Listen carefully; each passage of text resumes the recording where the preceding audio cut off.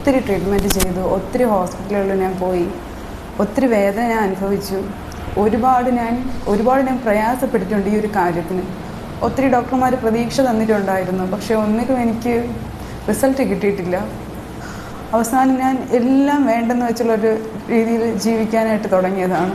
ഒരു ഹോമിയോപ്പതി എന്ന് കേട്ടപ്പോൾ എനിക്ക് ഒരു പ്രതീക്ഷയും എനിക്കതിലില്ലായിരുന്നു. കാരണം ഹോമിയോപ്പതി എന്ന് പറയുമ്പോഴത്തേക്ക് സാധാരണഗതിയിലുള്ള ആളുകൾക്ക് അതിനെ എപ്പോഴും ഒരു താഴ്ന്ന ലെവലിൽ അത് കണ്ടുവരത്തുള്ളൂ.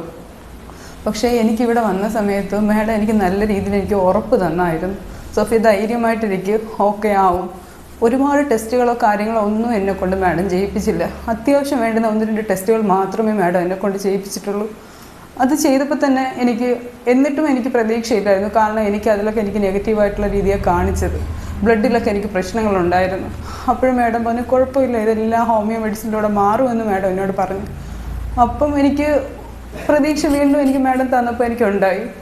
ഞാൻ ഒരു 3 മാസത്തോളം ഞാൻ മെഡിസിൻ കഴിച്ചപ്പോഴത്തെ തന്നെ എനിക്ക് അതിൽ വ്യത്യാസങ്ങൾ വരാനായിട്ട് തുടങ്ങിയിട്ടുണ്ടായിരുന്നു.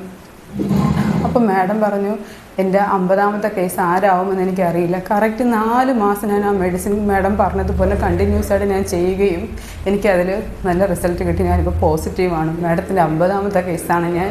അതായത് എനിക്ക് ഒരിക്കലും എൻ്റെ ജീവിതത്തിൽ കിട്ടൂല എന്ന് ഞാൻ കരുതിയ ഒരു വിഷയമാണ്. കാരണം ഞാൻ സ്വപ്നത്തിൽ പോലും സത്യം പോലെ ഞാൻ ഈ നിമിഷം പോലും ഞാൻ ചിന്തിക്കുന്നില്ല ഞാൻ പോസിറ്റീവാണെന്ന്. കാരണം വെച്ചാൽ എനിക്ക് ചിന്തിക്കാൻ പറ്റാത്തൊരവസ്ഥയാണ്.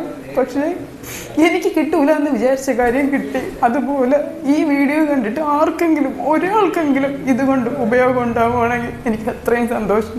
കാരണം എൻ്റെ മാഡം എന്ന് പറയണത് അവരുടെ ആ ഒരു വാക്ക്, അവരുടെ ആ ഒരു നിറഞ്ഞ മനസ്സ്, ആ ഒരു സന്തോഷത്തോടുള്ള വാക്കുകൾ, അതാണ് ഞാൻ ഇന്ന് ഇവിടെ നിൽക്കുന്നത്.